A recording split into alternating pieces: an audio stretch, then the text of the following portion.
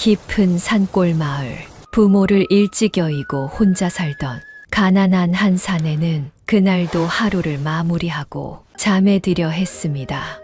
그런데 그 순간 계시오, 거기 누구 없소? 문을 두들기는 소리에 나가보니 비를 맞은 한 여인이 하루만 재워줄 수 없겠느냐고 물었고, 사내는 그런 여인이 딱해 집으로 들여 식사도 내주고 다친 곳을 치료해주며 정성껏 보살펴주죠. 그때까지만 해도 사내는 알지 못했습니다. 자신이 재워준 그 여인이 사실 엄청난 존재였다는 것을.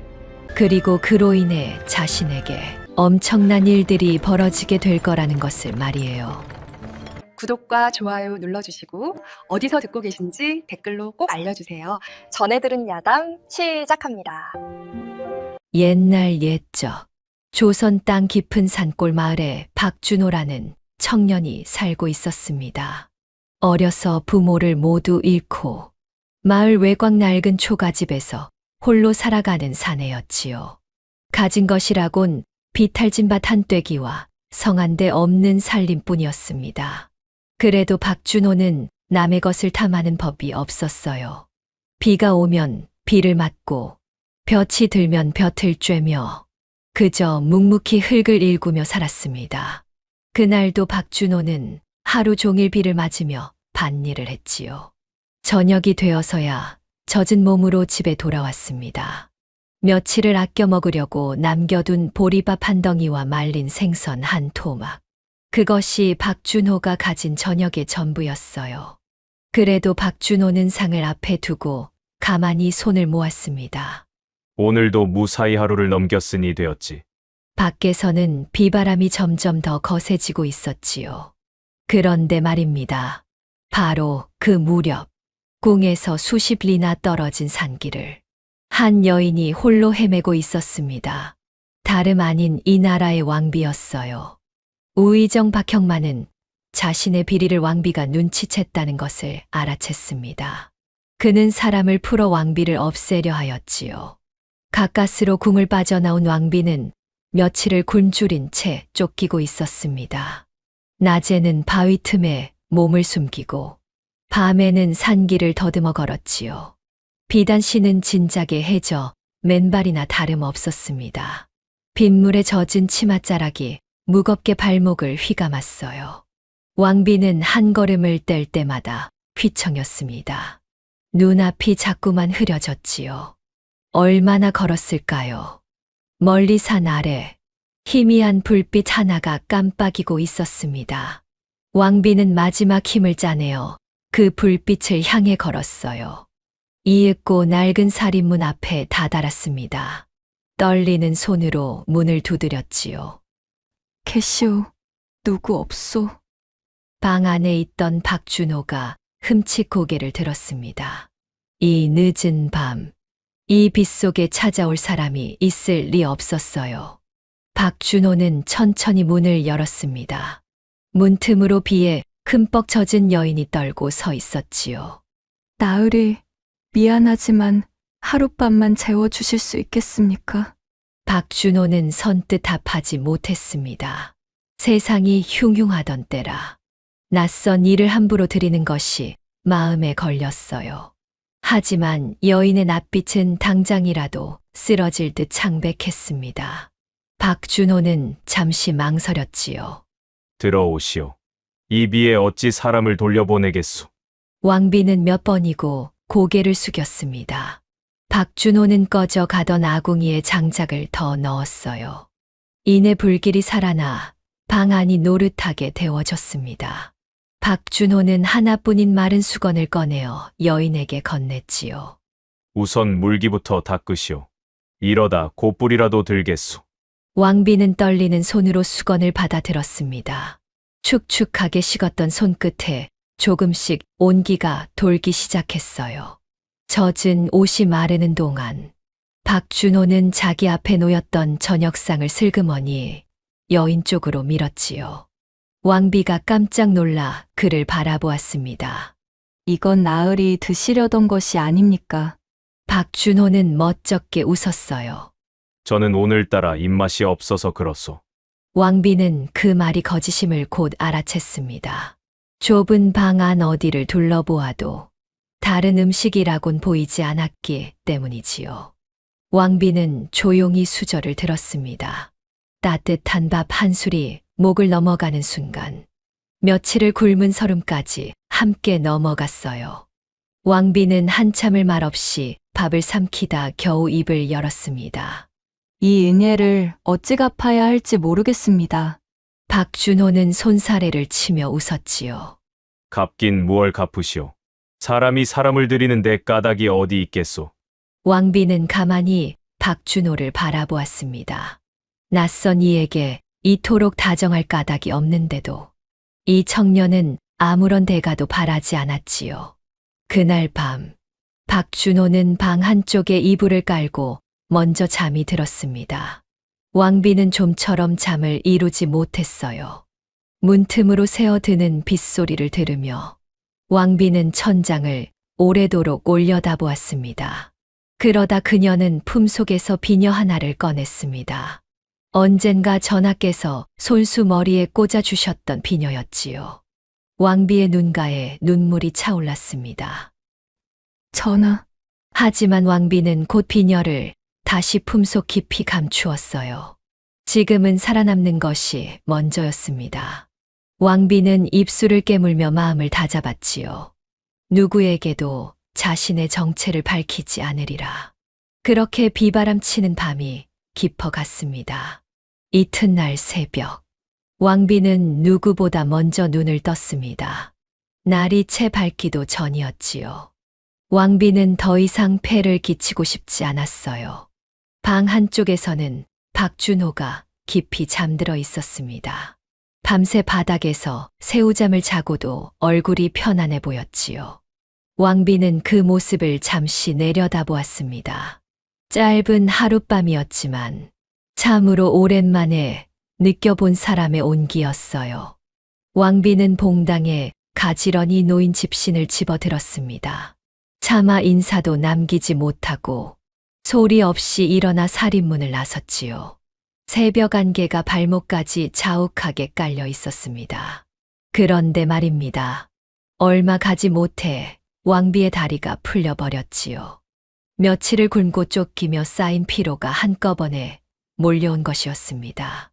왕비는 흙바닥에 그대로 쓰러지고 말았어요. 때마침 밭으로 나서던 박준호가 그 모습을 보았습니다.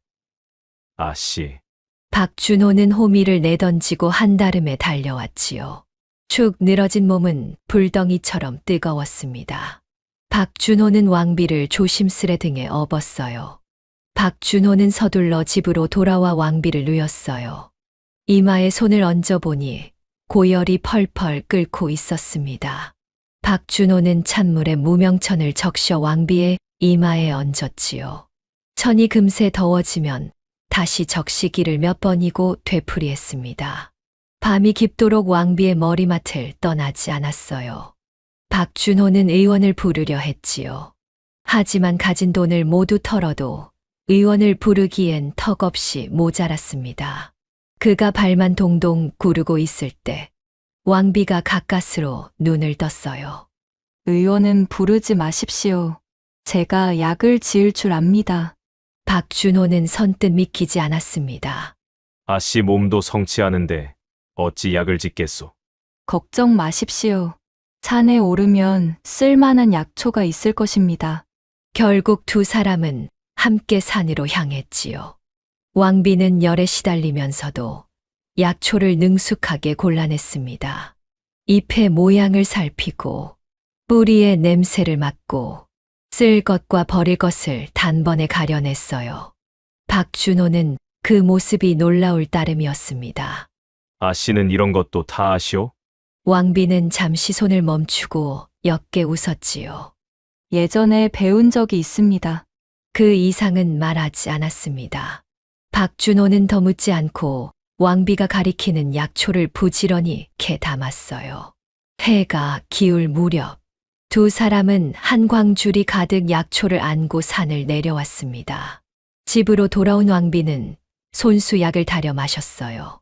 작은 약탕기에 약초를 넣고 은근한 불에 오래도록 정성껏 달였지요. 쌉싸름한 약 냄새가 좁은 방 안에 가득 퍼졌습니다. 며칠이 지나자 왕비의 얼굴에 핏기가 돌기 시작했지요. 박준호는 그제야 마음을 놓았습니다. 아씨가 의원보다 낯속으려. 왕비는 조용히 미소만 지었어요. 어느 날 저녁, 박준호는 조심스럽게 물었어요. 아씨, 통 이름을 여쭙지 못했소. 왕비는 잠시 망설였습니다. 함부로 이름을 댈 수는 없는 노릇이었지요. 그냥 아씨라고 불러주십시오. 박준호는 잠깐 그 얼굴을 바라보다 고개를 끄덕였습니다. 무언가 깊은 사정이 있으리라 짐작했지만 굳이 캐묻지 않았어요. 며칠 뒤 몸을 추스른 왕비는 가만히 있질 못했어요. 신세만 지는 것이 못내 미안했던 것이지요. 왕비는 먼지가 수북하던 부엌부터 말끔히 정리했습니다. 오래 묵은 그을음을 닦아내고 어지럽던 살림살이를 가지런히 놓았어요. 찢어진 박준호의 옷을 한 땀 한 땀 기웠습니다. 비바람에 무너진 울타리도 손수 고쳐 세웠지요. 마당 구석에는 약초 씨앗 몇 알을 묻어두었습니다. 밭일을 마치고 돌아온 박준호는 그만 걸음을 멈추었지요. 황량하던 집이 어느새 사람 사는 집처럼 바뀌어 있었습니다. 부엌에서는 따뜻한 김이 모락모락 피어올랐어요. 마당 한쪽에는 작은 화초까지 심겨 있었지요. 박준호는 멍하니 그 광경을 바라보았습니다. 아씨, 이 모든 걸 혼자 하신 거요? 왕비는 흙 묻은 손을 털며 답했지요. 몸이 나았으니 가만히 있을 수가 있어야지요. 태어나 처음으로 집으로 돌아오는 길이 즐거워지는 순간이었어요. 그날 밤, 박준호는 모처럼 깊은 잠에 빠졌습니다. 빈집에 사람의 기척이 도니 오랫동안 메말랐던 마음 한구석이 조금씩 데워지는 듯 했지요. 왕비 역시 잠을 청하며 가만히 천장을 바라보았습니다. 이 따뜻함이 오래가지 못하리라는 것을. 그때의 왕비는 차마 입 밖에 내지 못했어요. 왕비가 박준호의 집에 머문 지도 어느덧 여러 날이 지났습니다. 그러던 어느 날, 박준호는 문득 한 가지를 깨달았어요. 왕비가 늘 자신의 밥을 덜어 박준호의 그릇에 옮겨 담고 있었던 것이지요. 박준호가 한눈을 파는 사이, 왕비는 슬그머니 자기 몫을 줄였습니다. 조금이라도 부담을 덜어주려는 마음이었지요. 박준호는 그 마음이 도리어 미안했어요. 그래서 그동안 어렵게 모아둔 엽전 꾸러미를 챙겼습니다. 비록 많지는 않았지만 오늘만큼은 아끼지 않을 작정이었지요. 좋은 고기와 약재를 사다 주고 싶었던 것입니다. 박준호는 이른 아침 장터로 향했습니다. 장터는 사람들로 북적북적했어요. 비단 장수와 옹기 장수, 국밥집에서 피어오르는 김까지 온 거리가 활기로 가득했지요. 박준호는 한 노인 상인의 가게 앞에서 고기를 골랐습니다. 그런데 바로 그때였지요. 가게 한쪽에서 거친 고함이 터져 나왔습니다. 최태석의 수하들이 노인 상인을 둘러싸고 윽박지르고 있었어요. 최날 있게 바칠 물건인데 어디서 값을 받으려 드느냐? 노인은 두 손을 비비며 울먹였습니다. 지난달에도 그냥 가져가시지 않았습니까? 아, 닥쳐라! 또 말대꾸냐? 수하들은 막무가내였지요. 주변 사람들은 무서워서 아무도 입을 열지 못했습니다. 박준호는 잠시 그 광경을 지켜보았어요. 그러나 끝내 모른 척할 수가 없었습니다. 박준호는 사람들을 해치고 앞으로 나섰지요. 어찌하여 정당한 값을 치르지 않는 것이오? 수하들이 일제히 박준호를 돌아보며 비웃었지요. 내까지 게 뭔데 끼어드느냐? 장사꾼이 값을 받겠다는데 그게 어찌 잘못이오? 수하 하나가 박준호의 가슴을 떠밀었습니다. 그래도 박준호는 한 발도 물러서지 않았어요. 결국 수하들이 박준호의 멱살을 잡았어요. 거친 주먹질이 이어졌습니다. 박준호는 얼굴과 옆구리를 사정없이 얻어맞았지요. 그래도 박준호는 끝까지 노인 상인을 등 뒤로 감쌌습니다. 자기 한 몸 맞을지언정 노인은 다치게 하지 않으려는 것이었어요. 한참을 두들기던 수아들은 침을 뱉고는 자리를 떠났습니다. 노인은 미안한 얼굴로 박준호의 옷을 털어주었습니다. 이 사람아, 괜한 일에 나서서 매를 벌었네 그려. 누구라도 했어야 할 일이오. 그러고는 노인이 몰래 고기와 약재를 한 줌 더 쥐어 주었지요. 박준호는 괜찮다며 웃어 보였습니다. 노인장만 무사하면 됐소. 박준호는 절뚝거리며 집으로 돌아왔어요. 해는 이미 뉘엿뉘엿 기울고 있었지요. 문을 열고 들어서자 왕비가 깜짝 놀랐습니다. 아니, 나으리, 어쩌다 이렇게 다치신 것입니까? 왕비는 한 걸음에 달려와 박준호의 얼굴을 살폈어요. 박준호는 애써 웃으며 둘러댔지요. 별것 아니오. 오는 길에 그만 넘어졌소. 왕비는 그 말이 거짓임을 단번에 알아챘습니다.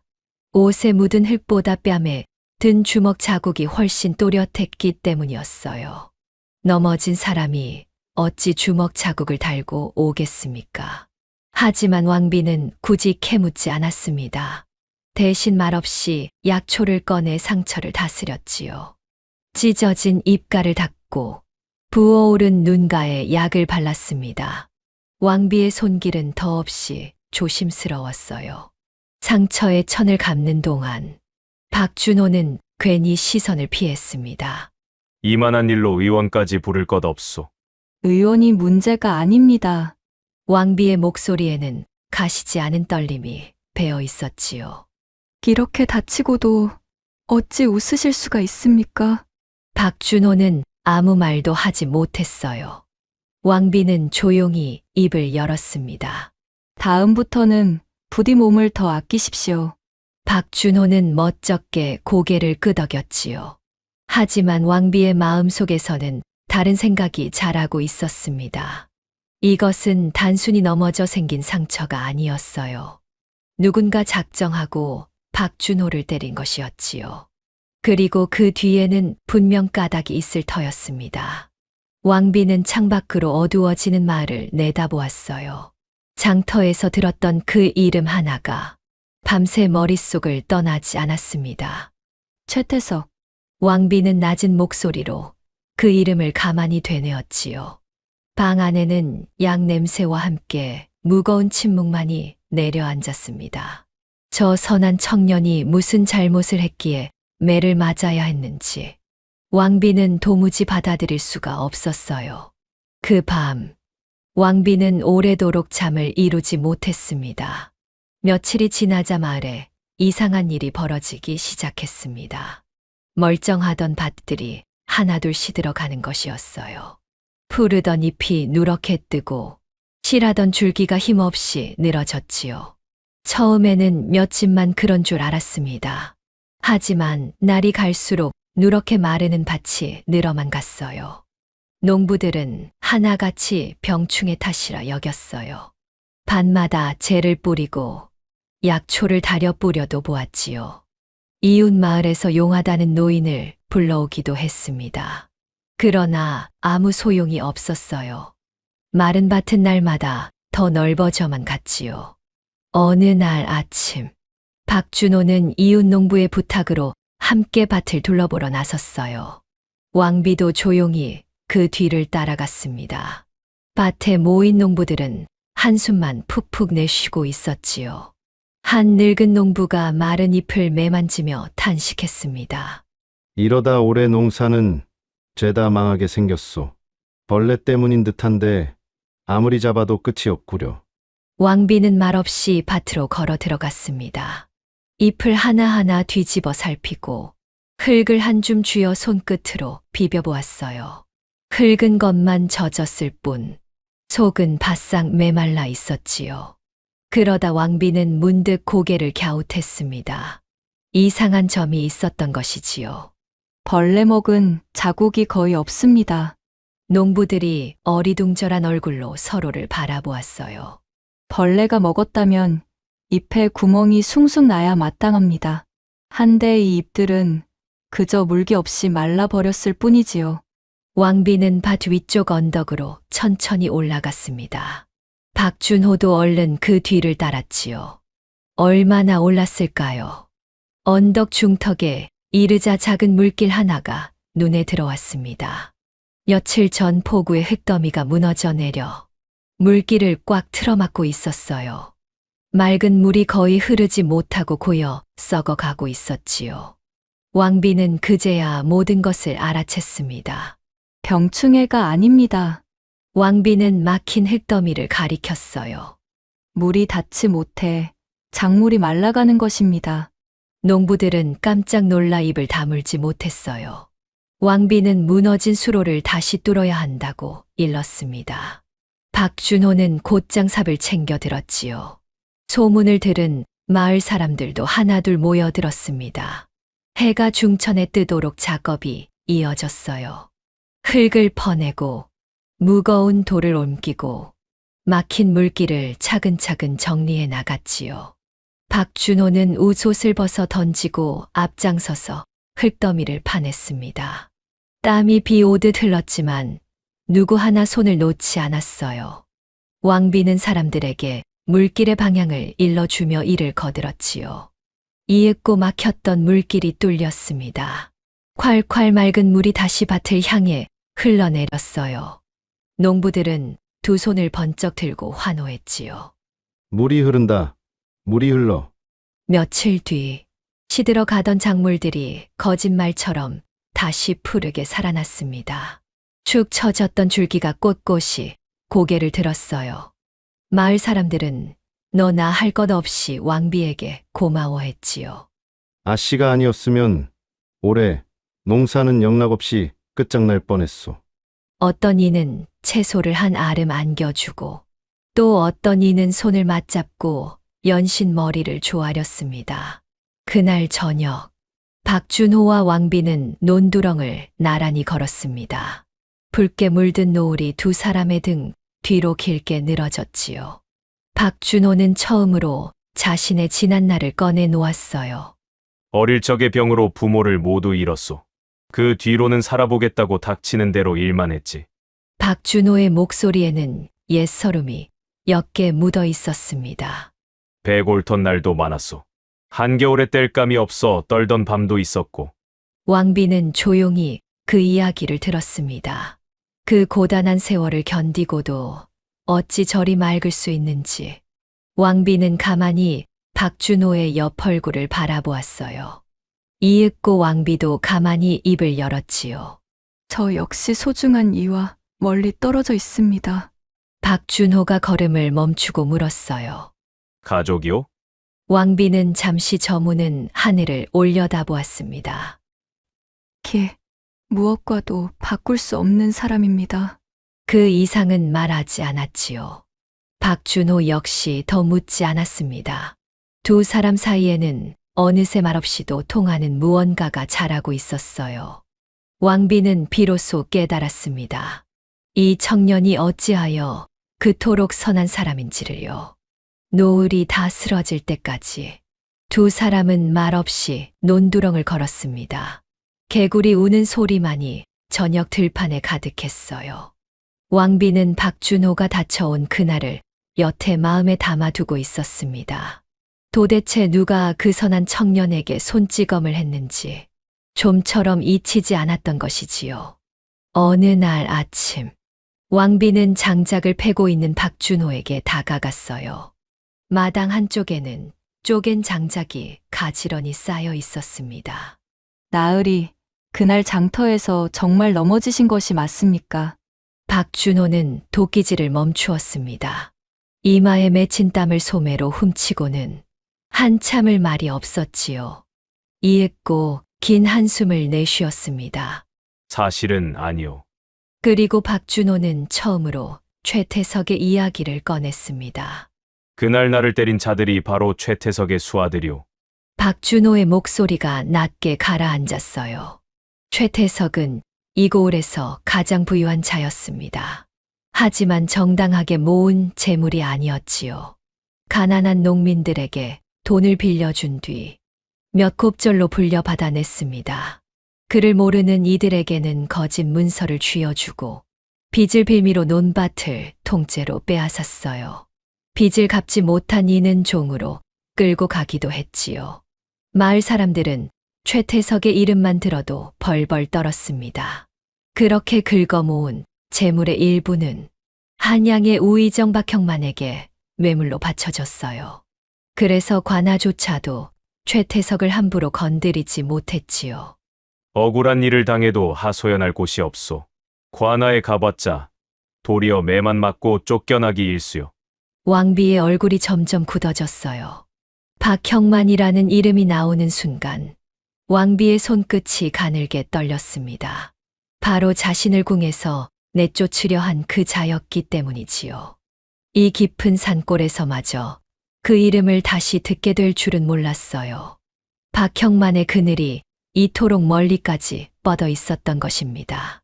왕비는 애써 동요를 감추며 박준호에게 물었지요. 하면 마을 사람들은 그저 당하고만 있었습니까? 달리 무슨 수가 있겠소. 다들 입에 풀칠하기도 바쁜 처지인데. 박준호의 대답에 왕비는 입술을 깨물었습니다. 그런데 바로 그때였습니다. 마을 어귀에서 다급한 울음소리가 들려왔어요. 두 사람은 황급히 밖으로 뛰어나갔습니다. 마을 마당에서는 최태석의 수아들이 한 농부 가족을 끌고 가고 있었지요. 우두머리로 보이는 자가 문서 한 장을 흔들어댔습니다. 한 달 전에 갚기로 한 돈이다. 기한을 넘겼으니 이 땅은 이제 우리 것이다. 농부는 흙바닥에 무릎을 꿇고 빌었어요. 제발 조금만 더 말미를 주십시오. 가을 거지만 끝나면 반드시 갚겠습니다. 하지만 수아들은 들은 척도 하지 않았지요. 도리어 농부의 어깨를 발로 걷어찼습니다. 어린아이 둘이 어미의 치맛자락을 붙들고 울었어요. 어미는 아이들을 끌어안고 고개를 떨구었지요. 그 광경을 지켜보던 왕비는 두 주먹을 꽉 움켜쥐었습니다. 박준호 역시 이를 악물었어요. 그 어린 것들의 울음소리가 가슴을 후벼 팠습니다. 예전 같으면 분을 삼키고 돌아섰을 것입니다. 하지만 이제는 달랐지요. 수아들이 농부 가족을 끌고 사라진 뒤 마을에는 무거운 정막만 남았습니다. 땅바닥에 흩어진 살림살이가 그날의 일을 말해주고 있었어요. 그날 밤 박준호의 집에는 호롱불이 늦도록 꺼지지 않았지요. 왕비가 먼저 입을 열었습니다. 나으리, 저는 더 이상 두고 볼 수가 없습니다. 저 자들이 정말 옳은지 그른지 제 눈으로 똑똑히 가려보아야겠습니다. 말은 차분했지만 왕비의 두 눈에는 좀처럼 보기 드문 결기가 서려 있었어요. 박준호는 잠시 왕비를 바라보았어요. 여리게만 보이던 여인의 눈빛이 그 어느 때보다 단단하게 빛나고 있었지요. 박준호도 천천히 고개를 끄덕였습니다. 나도 함께하겠소. 이 마을 사람들이 더 이상 울지 않게 하고 싶소. 하지만 아씨, 저들은 칼을 든 자들이오. 위험할 것이오. 왕비는 조용히 고개를 저었어요. 칼보다 무서운 것이 사람들의 마음입니다. 흩어진 마음을 한데 모으면 저들도 함부로 하지 못할 것입니다. 박준호는 그 말에 가만히 고개를 끄덕였지요. 두 사람은 그렇게 난생 처음으로 최태석에 맞설 결심을 굳혔습니다. 호롱불 아래 두 그림자가 나란히 벽에 드리워졌어요. 창밖에서는 풀벌레 소리가 밤새 그치지 않았지요.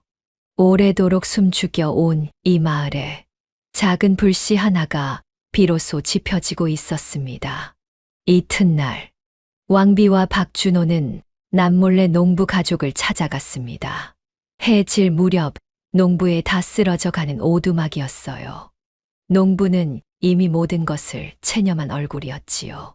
최태석에게 빌린 돈을 갚지 못해 조상 대대로 일군 논을 빼앗기게 생겼다고 했지요.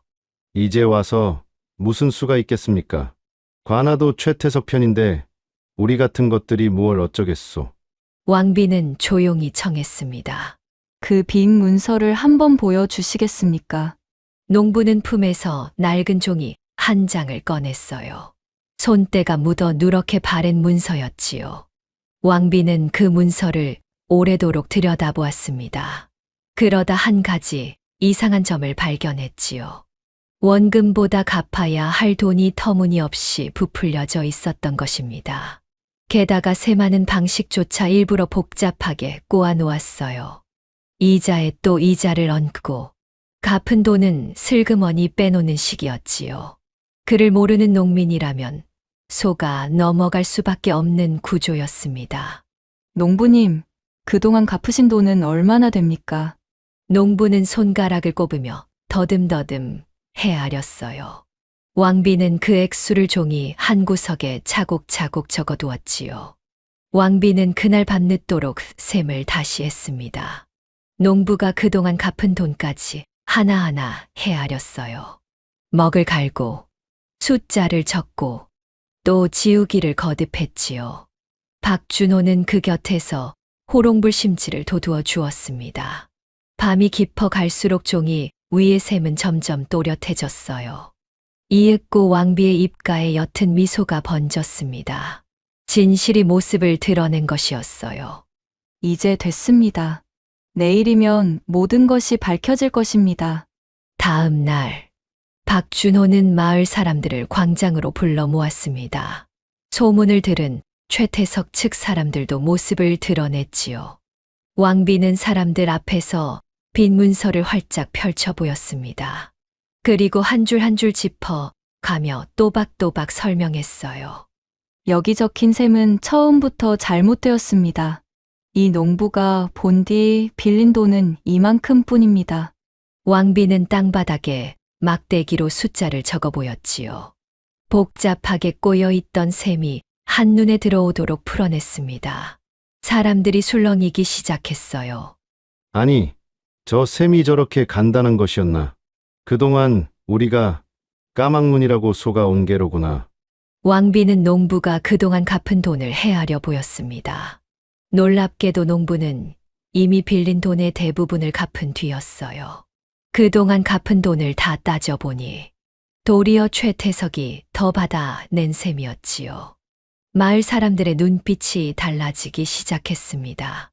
최태석의 수하들은 당황해 어쩔 줄을 몰랐어요. 박준호가 사람들 앞에 나서서 외쳤습니다. 보시오. 이것은 결코 정당한 빚이 아니오. 우리가 그를 모른다고 이리 농락당해 온 것이오. 웅성거림은 점점 커져갔지요. 여기저기서 분노에 찬 목소리가 터져 나왔습니다. 우리도 저런 문서를 받았소. 그동안 속아온 것이 분명하오. 마을 사람들이 하나둘 농부 가족 곁으로 모여들었어요. 수하들은 그 기세에 눌려 슬금슬금 뒷걸음질을 쳤지요. 결국 최태석의 수하들은 농부의 논을 빼앗지 못한 채 슬그머니 꽁무니를 빼고 말았습니다. 농부 가족은 왕비의 손을 붙들고 눈물을 흘렸어요. 이 은혜를 어찌 갚겠습니까? 박준호는 그 모습을 바라보며 가만히 미소 지었지요. 이 소식은 곧 최태석의 귀에도 들어갔지요. 보고를 받은 최태석은 들고 있던 술잔을 벽에 내던졌습니다. 쨍그랑 사기 조각이 사방으로 튀었어요. 또 박준호냐? 수하 하나가 고개를 조아리며 떨리는 목소리로 아뢰었지요. 송구하옵니다. 그 아씨라는 여인이 셈을 죄다 풀어버리는 통에 닥쳐라. 최태석은 자리를 박차고 일어섰습니다. 지금까지는 그저 눈에 가시 정도로 여겼어요. 하지만 이번 일은 달랐지요. 빼앗을 뻔한 논이 날아갔고 무엇보다 마을 사람들이 박준호의 말에 귀를 기울이기 시작했습니다. 최태석은 처음으로 박준호를 위험한 자로 여기기 시작했습니다. 그의 두 눈에는 시퍼런 분노가 일렁였지요. 두고 보자. 내 놈이 어디까지 버티는지. 촛불에 비친 최태석의 그림자가 방 안에서 흉하게 일그러졌습니다. 그날 이후 최태석의 머릿속에서는 박준호라는 이름이 떠나지 않았어요. 마치 목에 걸린 가시처럼 빼내려 할수록 더 깊이 박혀들었지요. 광장에서 망신을 당한 뒤로 최태석은 도무지 마음이 편치 않았습니다. 밤이면 좀처럼 잠을 이루지 못했어요. 평소 같았으면 농민 하나의 논쯤은 손쉽게 빼앗았을 것이었지요. 한데 박준호와 그 아씨가 끼어든 뒤로 모든 계획이 어그러지고 말았습니다. 최태석은 빈 술잔을 채우며 이를 갈았어요. 도대체 저놈이 뭐길래 자꾸 내 앞을 가로막느냐? 며칠 뒤 최태석은 몸소 한양으로 길을 나섰어요. 가는 길 내내 마음은 무겁기만 했지요.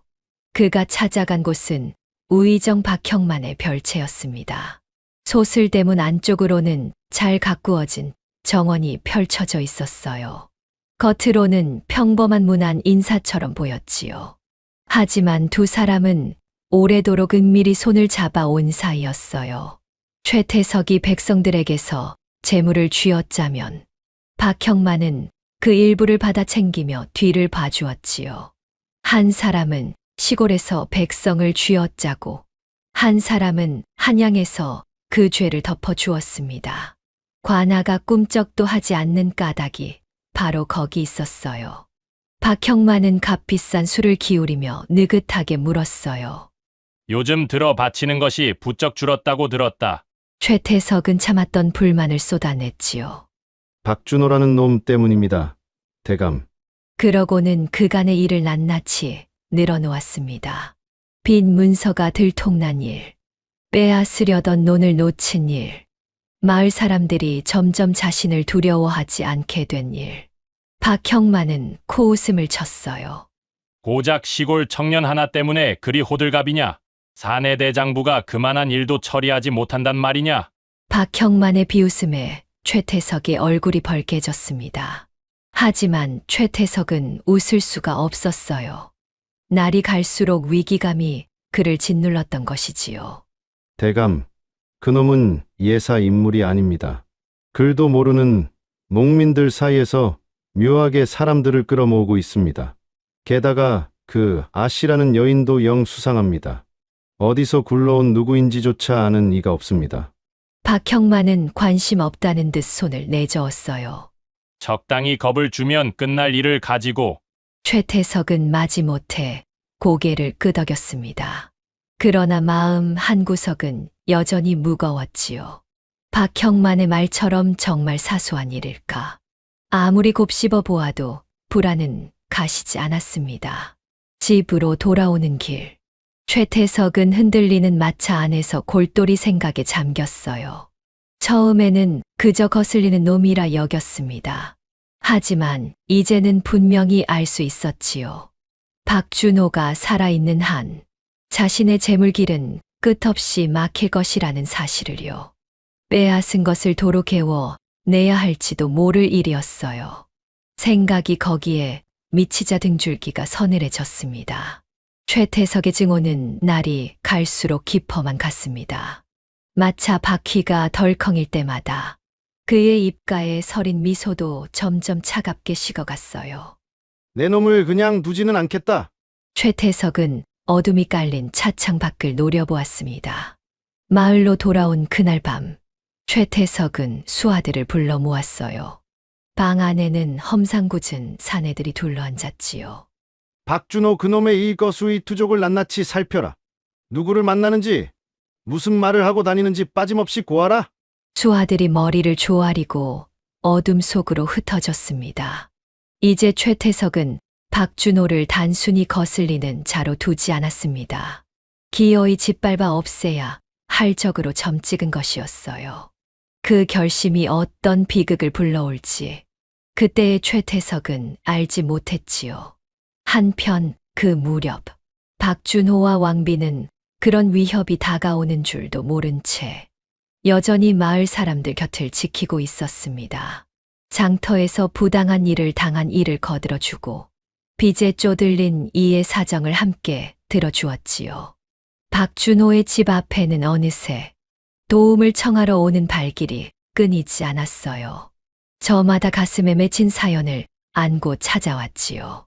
그럴수록 마을 사람들의 마음은 박준호에게로 조금씩 기울어 갔습니다.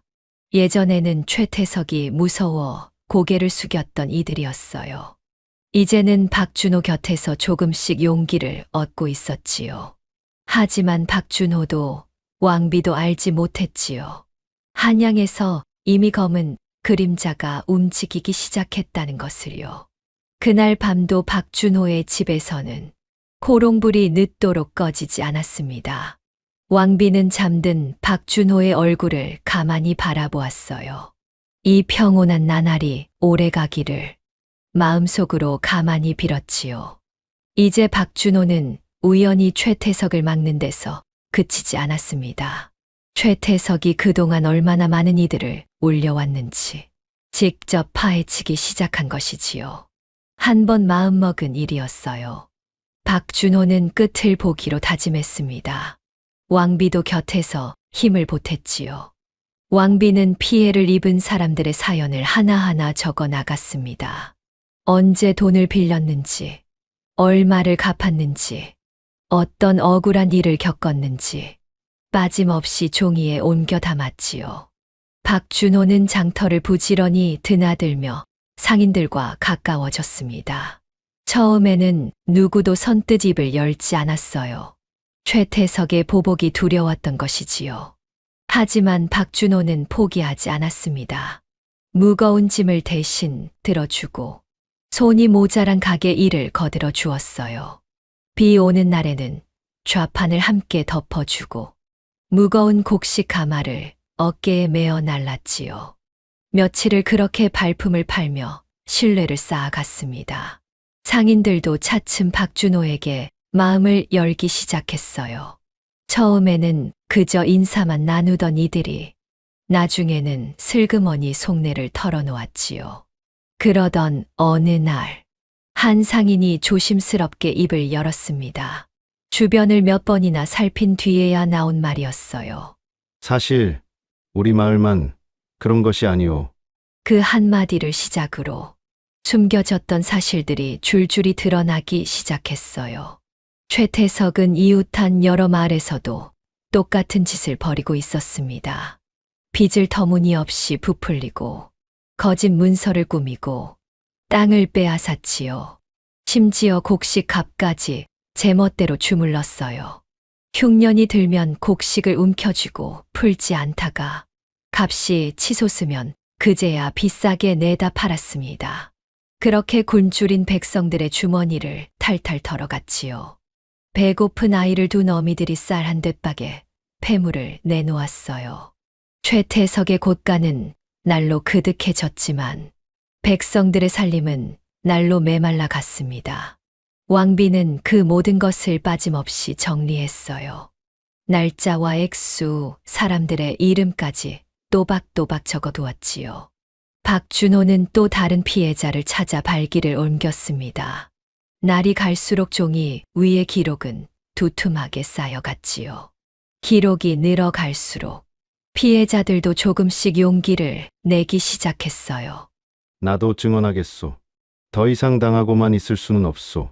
한 노파는 빼앗긴 논 이야기를 하며 눈물을 훔쳤습니다. 한 젊은 안악은 종으로 끌려간 남편 이야기를 털어놓았지요. 저마다 가슴에 묻어둔 사연이 본물처럼 쏟아져 나왔어요. 몇몇 사람들은 드러내놓고 박준호의 편에 섰습니다. 마을과 마을 사이에 작은 소문이 퍼져나갔지요. 박준호라는 청년이 백성들의 억울함을 모으고 있다는 소문이었어요. 그 소식은 머지않아 최태석의 귀에도 들어갔습니다. 보고를 받은 최태석의 얼굴이 딱딱하게 굳었지요. 수화 하나가 바닥에 엎드려 아뢰었어요. 박준호가 또 피해자들을 만나고 다닙니다. 게다가 그 일을 일일이 문서로 남기고 있다 하옵니다. 순간 최태석의 눈빛이 흔들렸습니다. 문서라는 말이 그를 섬뜩하게 만들었어요. 장부와 기록은 곧 증거였기 때문이지요. 말로 떠드는 소문이야 덮어버리면 그만이었습니다. 하지만 글로 남은 기록은 함부로 지울 수가 없었어요. 게다가 그 기록이 만에 하나과나 위로 올라간다면 박형만과의 은밀한 거래까지 드러날 판이었지요. 저놈이 한낱 바보 농사꾼이 아니었구나. 최태석은 처음으로 진짜 두려움을 느꼈습니다. 이제 박준호는 단순히 성가신 존재가 아니었어요. 언제 자신의 목줄을 쥘지 모르는 위험한 적으로 자라나고 있었지요. 최태석은 손톱을 잘근잘근 깨물며 중얼거렸습니다. 기록이 더 쌓이기 전에 손을 써야 한다. 그의 목소리는 낮게 가라앉아 있었어요. 그날 밤 최태석의 별채에서는 불길한 그림자들이 분주히 오갔어요. 한편 박준호의 집에서는 왕비가 또 한 장의 기록을 마무리하고 있었습니다. 호롱불 아래 또박또박 적힌 글자들이 가지런히 늘어섰지요. 이만하면 누구도 함부로 부정하지 못할 것입니다. 왕비의 목소리에는 조용한 확신이 담겨 있었어요. 박준호도 가만히 고개를 끄덕였습니다. 두 사람은 알지 못했지요. 그 기록이 머지않아 한 사람의 운명을 가르는 열쇠가 되리라는 것을요. 창밖에서는 어둠이 더욱 짙어지고 있었어요. 멀리 산등성이 너머로 바람만이 스산하게 울고 있었습니다. 최태석은 더 이상 가만히 두고 볼 생각이 없었습니다. 이번에는 박준호의 신망을 송두리째 무너뜨리기로 작정했지요. 며칠 뒤 최태석의 수하들이 한밤중에 은밀히 움직였습니다. 그들은 썩은 곡식이 든 자루 여러 개를 미리 마련했어요. 쾌쾌하게 곰팡이가 쓴 도저히 먹을 수 없는 곡식이었지요. 그러고는 박준호의 창고에 몰래 숨겨 두었습니다. 꾀는 간단했습니다. 관아의 거짓으로 일러 바치는 것이었어요. 박준호가 상한 곡식을 멀쩡한 것처럼 속여 팔려 했다고 몰아가는 속셈이었지요. 이튿날 아침, 관아의 관리들이 박준호의 집으로 들이닥쳤습니다. 영문도 모르는 마을 사람들이 놀라 모여들었어요. 관리들은 곧장 창고를 뒤졌지요. 과연 썩은 곡식 자루가 줄줄이 나왔습니다. 쾌쾌한 냄새가 창고 안에 진동했어요. 박준호는 어안이 벙벙했지요. 이건 내 것이 아니오. 나는 이런 곡식을 들인 적이 없소. 하지만 관리들은 들으려 하지 않았습니다. 증거가 이렇게 버젓이 나왔는데 무슨 변명이냐. 마을 사람들도 술렁이기 시작했어요. 박준호를 믿던 이들조차 어리둥절한 얼굴이었지요. 바로 그때 왕비가 무언가 이상함을 느꼈어요. 며칠 전까지 창고를 직접 살펴보았기 때문이지요. 그때만 해도 창고에는 멀쩡한 곡식뿐이었습니다. 하룻밤 사이에 썩은 곡식이 가득할 리가 없었어요. 왕비는 조용히 마음을 다잡았지요. 분명 누군가 곡식을 몰래 들여놓은 것이었지요. 그날 밤, 왕비는 창고 근처 풀숲에 몸을 숨기고 지켜보았습니다. 달도 없는 깜깜한 밤이었어요. 풀벌레 소리만이 어둠 속에 가득했지요. 왕비는 옷자락이 스치는 소리조차 내지 않으려 애썼습니다. 얼마나 기다렸을까요? 저벅저벅 발소리가 들려왔어요. 검은 그림자 몇이 창고로 다가오고 있었지요.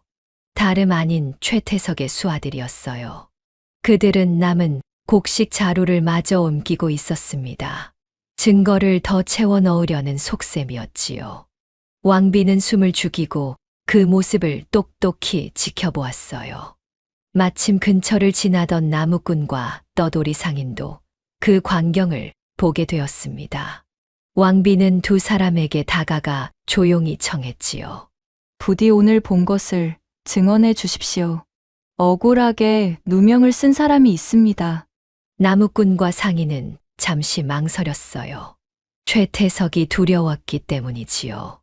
괜히 나섰다가 무슨 화를 입을지 몰랐습니다. 하지만 왕비의 간곡한 눈빛에 결국 고개를 끄덕였어요. 옳은 일을 외면하면 사람이라 할 수 있겠소. 나무꾼이 굵은 목소리로 그렇게 말했지요. 이튿날 관아에서 다시 조사가 열렸습니다. 최태석은 이미 승리를 확신한 얼굴이었어요. 박준호를 흘끔거리며 입꼬리를 올렸지요. 증거가 저리 명백한데 무슨 할 말이 있겠소? 최태석은 느긋하게 수염을 쓸어내렸습니다. 그러나 바로 그때 왕비가 두 증인을 데리고 나섰어요. 최태석의 얼굴에서 웃음이 싹 가셨지요. 나무꾼이 먼저 입을 열었어요. 어젯밤 저자들이 곡식 자루를 창고로 나르는 것을 똑똑히 보았소. 상인도 뒤를 이어 증언했지요. 틀림없는 최태석의 수하들이었소. 제 두 눈으로 분명히 보았으니 한 점 거짓이 없소. 조사를 받던 관리들의 표정이 굳어졌습니다. 거짓 신고였다는 사실이 백일하에 드러난 것이었어요. 최태석의 수하들은 새파랗게 질려 어쩔 줄을 몰랐지요. 서로 눈치를 보며 슬금슬금 뒷걸음질을 쳤어요. 여러 사람 앞에서 망신을 톡톡히 당하고 말았습니다. 마을 사람들의 분노가 들끓었어요. 저런 못된 수작을 부리다니. 하마터면 멀쩡한 사람을 죄인으로 만들 뻔했구나. 사람들은 너나 할 것 없이 박준호를 감쌌지요. 박준호는 가까스로 누명을 벗었습니다. 최태석은 이를 부드득 갈았어요. 이번에는 도리어 제 발등을 찍은 꼴이 되고 말았지요. 분노는 어느새 시퍼런 증오로 바뀌어 갔습니다. 최태석은 술상을 뒤엎으며 외쳤어요. 박준호, 내 놈을 반드시 후회하게 만들어주겠다. 그의 두 눈은 이전과 달리 위험하게 번뜩이고 있었지요. 방 한쪽에 드리운 그림자가 짐승처럼 일그러졌습니다. 이제 최태석에게 남은 길은 하나뿐이었어요. 술을 쓰고 꾀를 부리는 것으로는 박준호를 꺾을 수 없었지요. 그의 머릿속에는 더 어둡고 끔찍한 생각이 자라기 시작했습니다. 최태석 수하들의 거짓이 들통난 뒤로 며칠이 흘렀습니다. 마을 사람들은 전보다 더 자주 박준호를 찾아왔어요. 억울한 일을 의논하기도 하고 최태석에게 당한 사연을 털어놓기도 했지요. 이제 마을 사람들에게 박준호와 아씨는 가장 믿고 의지하는 사람이 되어 있었어요. 왕비는 그 이야기들을 기록하며 점점 더 많은 진실을 알게 되었습니다. 그러던 어느 날, 마을에 낯선 사내 둘이 들어왔어요. 겉으로는 그저 평범한 나그네처럼 보였지요. 하지만 두 사람은 유난히 같은 질문을 하고 다녔습니다. 요즘 이 근방에서 수상한 여인을 본 적이 있어? 신분을 감추고 지내는 사람은 없었어? 왕비는 우연히 그들을 보게 되었어요. 처음에는 그냥 지나치려 했지요. 그런데 한 사내가 허리춤에서 무언가를 꺼내는 순간 왕비의 눈빛이 크게 흔들렸습니다. 그것은 궁에서만 쓰이는 작은 표식이었어요. 함부로 지닐 수 없는 왕실의 물건이었지요. 왕비는 단번에 알아챘습니다. 전하께서 자신을 찾기 위해 보낸 사람들이었던 것이지요. 가슴이 두근거리기 시작했어요. 잊고 지내려 애썼던 궁궐의 기억이 한꺼번에 밀려왔습니다. 그날 밤, 왕비는 좀처럼 잠을 이루지 못했어요. 드디어 궁으로 돌아갈 수 있다는 안도감이 밀려왔습니다. 하지만 동시에 박준호의 얼굴이 자꾸만 떠올랐지요. 처음 자신을 거두어 주던 비, 오던 밤, 다쳤을 때 밤새 머리맡을 지켜주던 모습, 아무 대가도 바라지 않고 베풀던 마음, 함께 약초를 캐고 수로를 고치고 사람들을 돕던 나날들, 그 모든 순간이 한 폭의 그림처럼 떠올랐어요. 왕비는 쉽사리 결정을 내리지 못했지요. 궁으로 돌아가는 것이 마땅한 일이었습니다. 하지만 가슴 한구석이 자꾸만 저릿하게 아려왔어요. 이튿날, 왕비는 남몰래 두 사내를 찾아갔습니다. 신분을 확인한 두 사람은 그 자리에서 얼어붙었지요. 이내 땅바닥에 엎드려 머리를 조아렸어요. 마마, 그동안 얼마나 고초가 크셨사옵니까? 왕비는 목소리를 낮추어 일렀습니다. 내가 살아있음을 전하께만 은밀히 전하라. 행여 박형만의 귀에 들어가서는 아니 된다. 두 사내는 거듭 머리를 조아렸어요. 명심, 또 명심하게 싸웁니다. 그러고는 명을 받들어 곧 한양으로 떠났지요. 그리고 며칠 뒤 왕비는 마침내 박준호에게 작별을 고하기로 마음먹었습니다. 저녁상을 물린 뒤 왕비는 어렵게 입을 열었어요.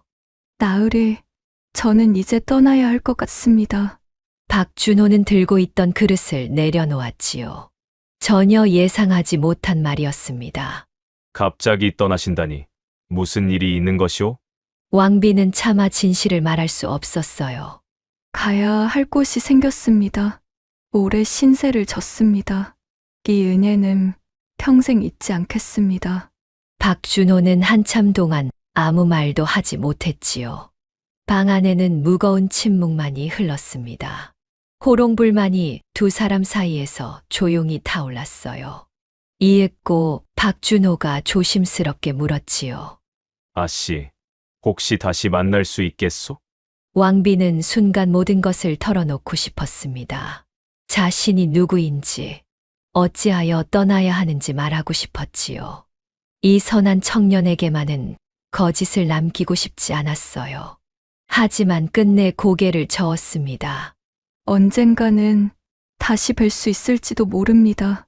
그 말을 남기는 왕비의 목소리가 가늘게 떨렸습니다. 더는 박준호의 얼굴을 마주 볼 수가 없었어요. 이튿날 아침, 왕비는 마을을 떠났어요. 새벽 이슬이 채 마르기도 전이었지요. 박준호는 멀어지는 뒷모습을 끝까지 바라보았습니다. 여인의 모습이 산모퉁이 너머로 사라질 때까지 그는 그 자리에 우두커니 서 있었습니다. 집으로 돌아온 뒤에도 박준호는 한동안 텅 빈 마당만 바라보았어요.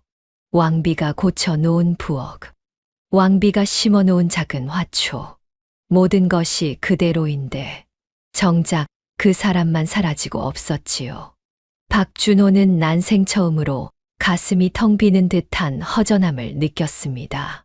마당가의 화초가 저녁 바람에 가만히 흔들렸어요. 박준호는 그 화초 앞에 오래도록 쪼그려 앉아 있었지요. 아씨가 어디로 갔는지, 무슨 사정이 있었는지 알 길이 없었습니다. 그저 다시 만날 날을 기약 없이 기다릴 뿐이었어요. 해가 완전히 저물고 나서야 박준호는 무거운 걸음으로 방에 들었습니다. 왕비가 궁에 다다른 날, 대궐안은 발칵 뒤집혔습니다.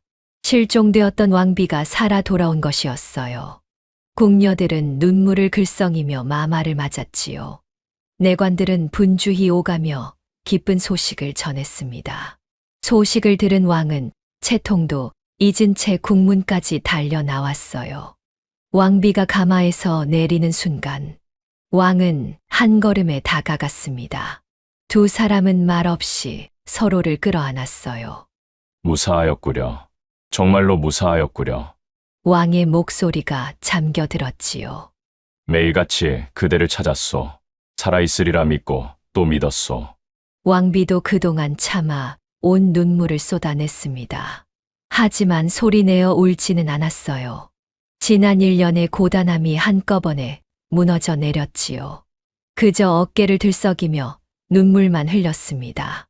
전하, 신첩이 너무 늦었사옵니다. 늦다니 일이 살아 돌아온 것만으로 족하오. 한참 만에야 왕비는 겨우 마음을 추슬렀습니다. 이윽고 마음을 가라앉힌 왕비는 지난 1년 동안의 일을 낱낱이 아뢰었어요. 박형만이 꾸민 음모, 궁에서 도망쳐야 했던 까닭, 최태석이 백성들을 쥐어짜는 방식, 관아가 꿈쩍도 하지 않는 이유, 그리고 자신을 거두어준 박준호의 이야기까지요. 비 오던 밤 하나뿐인 저녁을 내어주던 일, 고열에 시달리는 자신을 밤새 간호하던 일, 가난한 백성들을 위해 매를 맞으면서도 물러서지 않던 일. 왕비는 그 모든 이야기를 빠짐없이 아뢰었어요.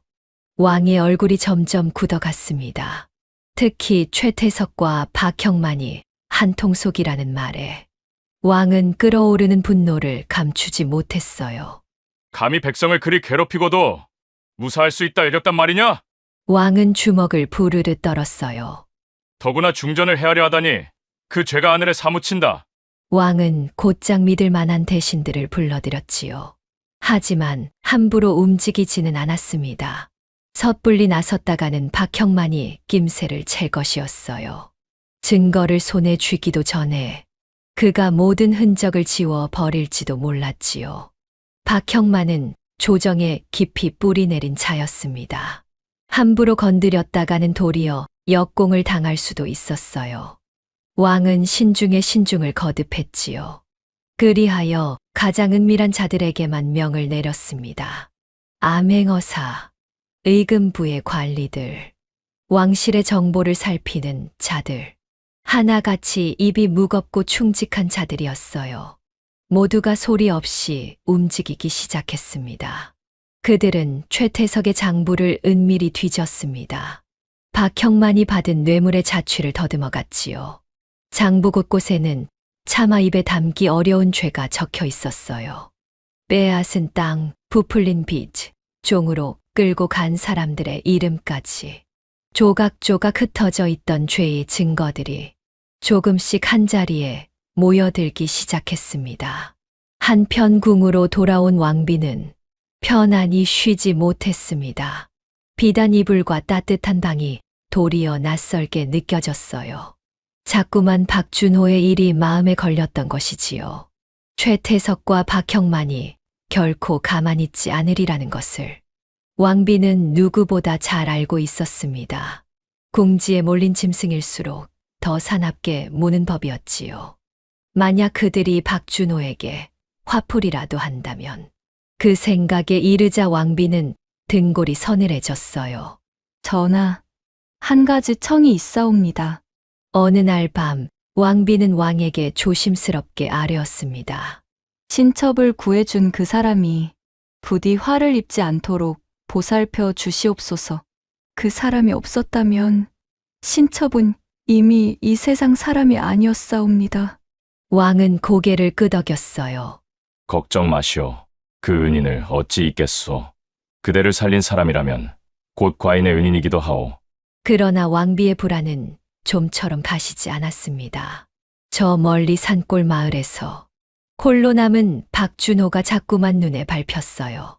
낮에는 애써 마음을 다잡아도 밤이 되면 불안이 더욱 짙어졌지요. 창밖으로 보이는 밤하늘이 유난히 어둡고 깊게 느껴졌습니다. 왕비는 두 손을 모으고 가만히 빌었습니다. 부디 그 사람이 무사하기를, 부디 늦지 않기를. 밤바람이 궁궐의 처마 끝을 스산하게 흔들고 지나갔어요. 그 무렵 저 먼 산골에서도 같은 바람이 박준호의 살인문을 흔들고 있었지요. 홀로 잠든 박준호는 알지 못했습니다. 자신을 향한 검은 발걸음이 이미 어둠 속에서 움직이기 시작했다는 것을요. 최태석은 요즘 도무지 단잠을 자지 못했습니다. 박준호 때문에 하는 일마다 어그러지고 있었어요. 빚 장사도 예전 같지 않았지요. 돈을 빌리러 오던 이들의 발길이 뚝 끊겼습니다. 마을 사람들도 점점 그의 말을 듣지 않았어요. 길에서 마주쳐도 슬슬 피하기 일쑤였지요. 결국 최태석은 다시 한양의 박형만을 찾아갔습니다. 별채에서 마주 앉은 두 사람은 술잔을 기울이며 근심을 나누었지요. 최태석이 답답함을 토해냈습니다. 박준호, 그놈 때문에 손해가 이만저만이 아닙니다. 사람들이 더는 저를 두려워하지 않습니다. 대감, 이대로 두었다가는 제 미천이 다 거덜날 판입니다. 박형만은 처음엔 대수롭지 않게 여겼어요. 고작 시골 청년 하나를 두고 또 그 타령이냐? 그런데 바로 그때였지요. 급히 달려온 신복 하나가 방으로 뛰어들었습니다. 숨을 헐떡이며 그 자리에 엎드렸어요. 대감마님, 큰일이 옵니다. 왕비마마께서 궁으로 돌아오셨다 하옵니다. 순간 박형만의 손이 허공에서 멈췄지요. 들고 있던 술잔이 기울어 술이 흘렀지만 그조차 알아채지 못했습니다. 최태석의 얼굴에서도 핏기가 가셨어요. 박형만은 떨리는 목소리로 캐물었어요. 왕비가 그동안 어디에 있었다더냐? 신복이 아뢰었지요. 실종되셨던 동안 어느 산골 마을에 숨어 계셨다 하옵니다. 그 마을의 이름을 듣는 순간 최태석은 자리에서 벌떡 일어섰습니다. 다름 아닌 박준호가 사는 마을이었던 것이지요. 손에 들린 술잔이 부르르 떨렸어요. 설마 하던 일이 눈앞에서 들어맞고 있었습니다. 두 사람의 머릿속에 그 아씨의 모습이 떠올랐어요. 그를 능숙하게 읽던 모습. 복잡한 셈을 단번에 풀어내던 모습. 백성들을 다스리듯 이끌던 모습. 어떤 일에도 흐트러지지 않던 그 침착함. 약초를 능란하게 다루던 솜씨까지. 평범한 시골 여인의 것이 결코 아니었지요. 생각하면 할수록 이상한 점이 한둘이 아니었습니다. 처음 보았을 때부터 어딘가 기품이 흘렀어요. 그저 흘려넘겼던 것들이 하나로 꿰어지기 시작했지요. 최태석의 이마에 식은 땀이 송골송골 맺혔습니다. 설마 그 여자가 박형만 역시 말을 잊지 못했습니다. 이윽고 두 사람은 같은 결론에 다다랐지요. 박준호의 집에 머물던 그 아씨가 바로 왕비였을 것이라는 결론이었어요. 그토록 가까이 두고도 알아보지 못했던 것입니다. 한낱 시골 청년의 오두막에 국모가 숨어 있었다니 생각만 해도 등골이 오싹했지요. 그 순간 등줄기로 서늘한 공포가 흘렀습니다. 만약 왕비가 모든 사실을 왕에게 고했다면 그것은 곧 두 사람의 파멸을 뜻했지요. 뇌물도 빼앗은 땅도 거짓 문서도 모든 죄가 한꺼번에 드러날 판이었어요. 목이 10개라도 모자랄 일이었습니다. 한동안 무거운 침묵이 흘렀어요. 이윽고 박형만이 낮게 가라앉은 목소리로 말했어요. 더 늦기 전에 손을 써야 한다. 최태석이 마른 침을 삼키며 물었지요. 무슨 말씀이시옵니까? 박형만은 한참을 말이 없었어요. 이윽고 그의 두 눈이 얼음장처럼 차가워졌습니다. 우선 그 박준호라는 놈부터 없애라. 그자가 왕비와 무슨 말을 나누었는지 알 수 없으니 그런 뒤에 왕비도 조용히 처리하면 그만이다. 증인도 증거도 모두 사라지면 누가 우리를 의심하겠느냐? 최태석은 천천히 고개를 끄덕였어요. 이미 물러설 수 없는 처지였지요. 곧바로 미리 길러둔 무장한 사내들이 불려 나왔습니다. 평소 최태석의 더러운 일을 도맡아 온 자들이었어요. 시퍼런 칼, 육중한 몽둥이, 팽팽하게 당겨진 활, 저마다 흉기를 든 자들이 마당에 도열했지요. 횃불에 비친 그들의 얼굴에는 살기가 어려 있었습니다. 최태석은 그들을 둘러보며 명을 내렸어요. 오늘 밤 곧장 길을 떠난다. 박준호 그놈을 살려두어서는 아니 된다. 사내들이 한꺼번에 어둠 속으로 움직이기 시작했습니다. 말발굽 소리가 밤길을 가르며 멀어져 갔어요. 그리고 누구도 알지 못하는 사이 박준호를 향한 가장 무서운 위협이 시작되고 있었지요. 별채의 등불이 바람에 흔들리며 박형만의 일그러진 얼굴을 비추었습니다. 그 얼굴에는 한 점의 망설임도 남아있지 않았어요. 오로지 살아남기 위한 도끼만이 가득했지요. 왕비는 궁으로 돌아온 뒤에도 마음이 놓이지 않았습니다. 자꾸만 박준호의 일이 신경 쓰였던 것이지요. 박형만과 최태석의 성정을 누구보다 잘 알았어요. 그들은 궁지에 몰리면 더 끔찍한 짓을 저지를 자들이었지요. 그날 밤, 왕비는 왕과 함께 비밀 조사의 결과를 살피고 있었습니다. 깊은 밤, 어전에는 촛불만이 환했어요. 암행어사들이 모아온 기록, 최태석의 장부, 박형만이 받은 뇌물의 자취, 빼앗긴 땅 문서와 거짓 계약서까지 두 사람의 죄는 헤아릴 수 없을 만큼 많았어요. 왕은 장부를 넘길수록 분노를 누르기 어려웠지요. 이만하면 더는 빠져나갈 구멍이 없겠구나. 바로 그때였습니다. 정보를 책임진 자가 다급히 달려왔습니다. 전하, 급히 아랠 일이 있사옵니다. 왕과 왕비가 동시에 고개를 들었어요. 무슨 일이냐? 최태석이 무장한 자들을 모았사옵니다. 이미 박준호가 사는 마을로 떠났다 하옵니다. 순간 왕비의 얼굴이 새하얗게 질렸습니다. 손에 들고 있던 장부가 바닥으로 미끄러졌어요. 전하, 박준호가 위험하옵니다. 왕도 사태의 심각함을 단번에 깨달았어요.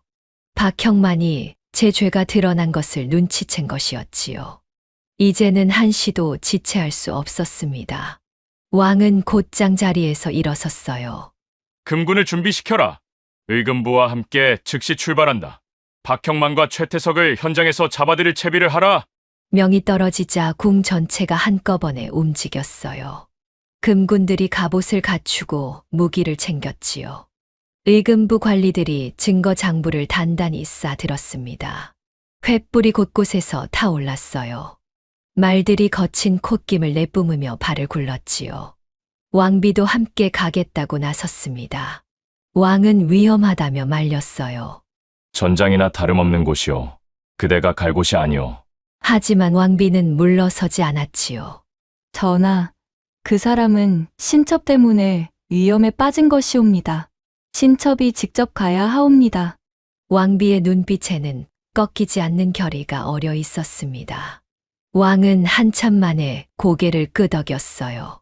이윽고 수백 명의 행렬이 밤길을 내달리기 시작했지요. 횃불이 강물처럼 길게 이어졌습니다.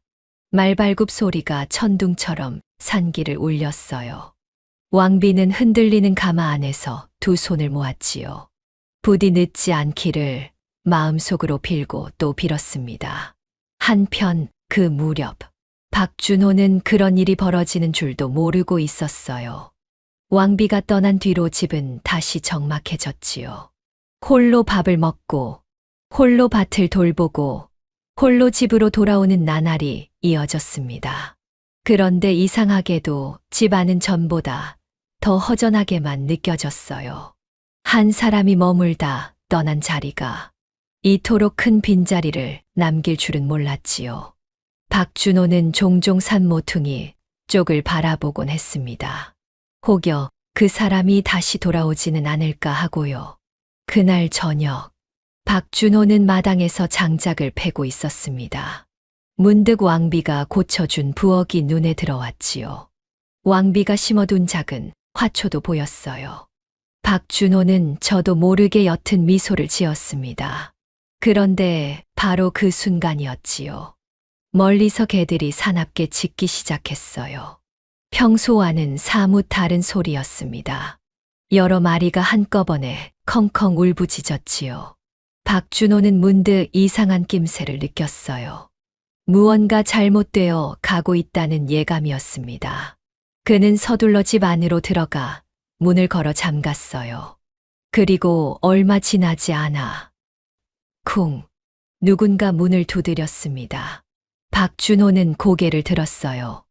이 늦은 밤에 찾아올 사람은 없었지요. 잠시 침묵이 흘렀습니다. 박준호는 숨을 죽인 채 문을 노려보았어요. 그러나 다시 쿵! 쿵! 이번에는 더 거칠었지요. 문짝이 들썩일 만큼 사나운 두드림이었습니다. 박준호는 천천히 문 쪽으로 다가갔어요. 문 밖에서는 여러 사람의 발소리가 어지럽게 들려왔습니다. 그때 익숙한 목소리가 흘러나왔어요.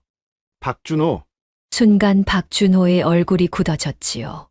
다름 아닌 최태석이었습니다. 그리고 문 밖에는 수많은 사람들의 그림자가 어둠 속에 도사리고 있었어요. 칼날에 비친 횃불이 번뜩였지요. 박준호는 문고리를 쥔 손에 힘을 주었습니다. 이제 도망칠 곳도 숨을 곳도 없었어요. 그저 이 문 하나를 사이에 두고 삶과 죽음이 갈리고 있었지요. 문 밖에서 최태석의 목소리가 다시 들려왔습니다. 좋게 말할 때 문 열어라. 아니면 부수고 들어가겠다. 박준호는 상황이 심상치 않음을 직감했어요. 그렇다고 숨어 있을 수만도 없었지요.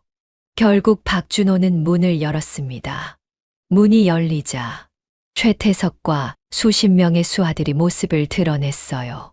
칼과 몽둥이를 든 자들이었지요. 마을 사람들도 멀찍이서 불안하게 지켜보고 있었습니다. 감히 나서지는 못하고 발만 동동 굴렀어요. 최태석은 천천히 마당으로 걸어 들어왔습니다. 그 여자 말이다. 내 집에 머물던 그 아씨. 박준호는 담담하게 되물었지요. 그게 어찌 궁금하시오. 최태석은 눈을 가늘게 떴습니다. 대체 누구였더냐? 나도 모른다 하지 않았소. 정녕 모른단 말이냐? 정말이오. 최태석은 박준호의 멱살을 와락 움켜쥐었어요. 거짓말 마라. 그 여자가 왕비였지? 순간 박준호는 크게 흔들렸습니다. 왕비라는 말은 난생 처음 듣는 소리였어요. 머릿속으로 수많은 기억이 스쳐 지나갔지요. 약초를 캐던 모습, 수로를 고치던 모습, 가난한 이들을 돕던 모습, 복잡한 셈을 단번에 풀어내던 모습. 어느 것 하나 평범한 여인의 것이 아니었습니다. 이제야 모든 것이 하나로 맞아떨어졌어요. 하지만 이미 늦었지요. 최태석은 집을 샅샅이 뒤지라 명했지요. 수하들이 우르르 몰려 들어갔습니다. 항아리가 깨지고 세간이 나뒹굴고 방이 온통 뒤집혔어요. 왕비가 정리해 두었던 살림이 순식간에 엉망이 되었지요. 박준호는 막아서려 했지만 곧 붙잡히고 말았습니다. 양팔을 붙들린 채 무릎이 꺾였어요. 최태석은 차갑게 비웃었지요. 순순히 불지 않으면 오늘 여기서 끝장이다. 바로 그 순간이었어요. 멀리서 북소리가 울려 퍼졌습니다. 쿵, 쿵, 쿵. 모든 이의 움직임이 일제히 멈췄지요. 이어서 우레와 같은 말발굽 소리가 밀려왔어요. 수백 개의 횃불이 밤하늘을 대낮처럼 밝혔습니다. 마을 어귀로 거대한 행렬이 들이닥쳤지요. 땅이 울리고 공기가 떨려왔어요. 금군, 의금부, 왕실의 관리들, 그리고 그 한가운데 왕의 어가가 있었습니다. 수하들은 칼을 든 채 우왕좌왕했어요. 최태석의 얼굴이 백지장처럼 하얗게 변했지요. 설마. 행렬이 마당 앞에서 멈춰 섰지요. 이윽고 왕이 그 모습을 드러냈어요. 마을 사람들이 깜짝 놀라 그 자리에 엎드렸습니다.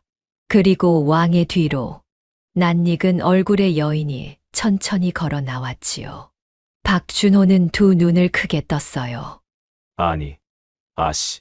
왕비는 잔잔한 미소를 지었습니다. 오랜만입니다. 박준호 나으리. 박준호는 그만 말문이 막혀버렸지요. 늘 곁에 있던 그 아씨가 이 나라의 국모였다니요. 도무지 믿기지 않는 광경이었어요. 최태석과 박형만은 그 자리에 얼어붙었습니다. 마지막 한 가닥 희망마저 무너져 내린 것이지요. 의금부 관리들이 앞으로 나섰습니다. 그동안 은밀히 모아온 증거들을 낱낱이 펼쳐 보였지요. 뇌물장부, 땅을 빼앗은 기록, 거짓으로 꾸민 계약서, 백성들을 속인 셈의 흔적까지 모든 죄가 환한 횃불 아래 드러났습니다. 왕의 목소리가 마당을 쩌렁쩌렁 울렸어요. 백성을 괴롭히고 나라를 좀먹은 죄 결코 가볍지 않다. 내 놈들이 흘리게 한 백성의 눈물을 이제 낱낱이 갚게 될 것이다. 곧바로 체포의 명이 떨어졌지요. 금군이 우르르 움직였습니다. 최태석이 발버둥 치며 끌려갔어요. 이럴 수는 없다. 최태석은 끝까지 발악했지만 소용없었지요. 박형만 역시 오랏줄에 단단히 묶였습니다. 평생 누려온 권세가 한순간에 무너져 내렸어요. 마을 사람들은 그동안 쌓인 원한을 한꺼번에 쏟아냈습니다. 누군가는 뜨거운 눈물을 흘렸어요. 누군가는 서로를 부둥켜 안았지요. 그렇게 오랜 악행이 마침내 끝을 맞이했습니다. 박준호는 그 모든 광경을 멍하니 바라보았어요. 그리고 다시 왕비를 바라보았지요. 수많은 말이 가슴속에서 맴돌았지만 어느 것도 입 밖으로 나오지 못했습니다. 그저 두 사람은 말없이 서로를 바라볼 뿐이었어요. 마당을 밝힌 횃불이 두 사람의 얼굴 위로 따스하게 일렁였지요. 오래도록 마을을 짓누르던 어둠이 그날 밤 비로소 걷히고 있었습니다. 최태석과 박형만이 잡혀간 뒤 온 나라가 크게 술렁였습니다. 박형만은 우의정 자리에서 쫓겨났어요. 그동안 감추어온 온갖 비리가 낱낱이 드러났지요. 법에 따라 마땅한 벌을 받게 되었습니다. 최태석의 재물도 모조리 거두어졌습니다. 빼앗겼던 땅과 곡식은 본디 주인에게 되돌아갔어요. 억울하게 종으로 끌려갔던 이들도 풀려났지요. 오래 헤어졌던 가족들이 다시 얼싸안았습니다. 거짓 문서에 속아 울던 농부들도 제 땅을 되찾았어요. 마을은 오랜만에 활기를 되찾았지요. 장터에는 다시 흥정 소리가 오갔고 밭에는 푸른 곡식이 넘실거렸습니다. 사람들의 얼굴에 다시 웃음이 피어났어요. 며칠 뒤 박준호는 궁으로 불려갔습니다. 평생 대궐 문턱조차 밟아본 적 없는 그였지요. 으리으리한 전각과 늘어선 관리들 앞에서 박준호는 잔뜩 긴장한 얼굴로 왕 앞에 섰어요. 왕은 인자한 미소를 지으며 입을 열었습니다. 그대 덕분에 과인은 가장 소중한 사람을 되찾았다. 그대가 베푼 은혜를 과인은 결코 잊지 않을 것이다. 곁에 선 왕비도 잔잔히 미소 지었지요. 정말 고맙습니다. 나으리. 그날 그 빗속에서 문을 열어주지 않으셨다면 저는 이 자리에 없었을 것입니다. 박준호는 황송하여 고개를 깊이 숙였어요. 소인은 그저 어려운 사람을 외면하지 못했을 뿐이옵니다. 왕은 그 말에 크게 흡족해 했습니다. 그러고는 후한상을 내렸지요. 새 집과 너른 논밭, 넉넉한 재물, 그리고 평생토록 세금을 면해주는 은전까지요. 박준호는 거듭 사양했지만 왕의 뜻은 굳건했어요. 마을 사람들에게도 두루 혜택이 돌아갔습니다. 그동안 부당하게 거둬 간 세를 돌려받았고 한동안 부역도 면제받았지요. 온 마을이 임금의 은덕에 깊이 머리를 조아렸어요. 이후로 몇 달이 흘렀어요. 박준호는 마음씨 고운 여인을 만나 혼인을 약속했지요. 드디어 혼례를 치르는 날이 되었습니다. 마을 사람들이 너나 할 것 없이 모여 축하했어요. 잔치상이 푸짐하게 차려지고 풍악 소리가 온 마을에 흥겹게 울려 퍼졌지요. 신부는 곱게 단장하고 수줍게 미소 지었습니다. 박준호도 모처럼 환하게 웃었어요. 오래도록 혼자였던 그에게 드디어 가족이 생기는 날이었지요. 한창 잔치가 무르익을 무렵 궁에서 사신이 당도했습니다. 왕과 왕비가 보낸 선물이었어요. 고운 비단, 귀한 쌀, 값진 약재, 그리고 따뜻한 축하의 서신까지요. 사람들은 입을 다물지 못하고 감탄했지요. 전하께서 친히 선물을 내리시다니. 박서방, 이 사람 정말 복도 많네 그려. 박준호는 그저 멋쩍게 웃을 따름이었습니다. 신부도 영문을 몰라 두 눈을 동그랗게 떴어요. 박준호는 아내에게 그날의 인연을 천천히 들려주었지요. 비 오던 밤, 한 여인을 거두었던 이야기를요. 혼례가 모두 끝난 그날 밤, 박준호는 새 집 마당에 홀로 섰어요. 그러고는 가만히 밤하늘을 올려다보았지요. 문득 그 사람을 처음 만났던 날이 떠올랐습니다. 비가 억수같이 쏟아지던 밤, 낡은 살인문을 두드리던 한 여인. 나으리, 미안하지만 하룻밤만 재워주실 수 있겠습니까? 그때는 미처 알지 못했어요. 그 하룻밤의 인연이 자신의 삶을 송두리째 바꿔놓으리라는 것을요. 그 여인이 한 나라의 국모였다는 것도 그저 꿈만 같은 일이었지요. 박준호는 마당가의 화초를 가만히 내려다보았습니다. 왕비가 떠나기 전 손수 심어 두었던 그 화초였지요. 어느새 푸르게 자라 작은 꽃망울을 맺고 있었어요. 봄이 오면 고운 꽃을 활짝 피울 것이었지요. 박준호의 입가에 따뜻한 미소가 번졌습니다. 저 멀리 대궐에서도 왕과 왕비가 나란히 미소 짓고 있었지요. 왕비는 창밖의 달을 바라보며 가만히 생각했어요. 그 산골의 선한 청년이 부디 오래오래 행복하기를요. 그 비 오던 밤, 낯선 이에게 베푼 따뜻한 마음 하나가 결국 한 사람의 목숨을 살리고 나라의 죄인을 벌하였지요. 작은 선행 하나가 그토록 큰 복으로 돌아온 것입니다. 그렇게 모든 사람은 저마다의 자리에서 행복을 되찾았어요. 선한 이는 복을 받고 악한 이는 벌을 받았지요. 뿌린 대로 거둔다는 옛말 그대로였어요. 밤하늘에는 별이 유난히 곱게 빛나고 있었습니다. 그리고 이 이야기는 여기에서 조용히 막을 내립니다.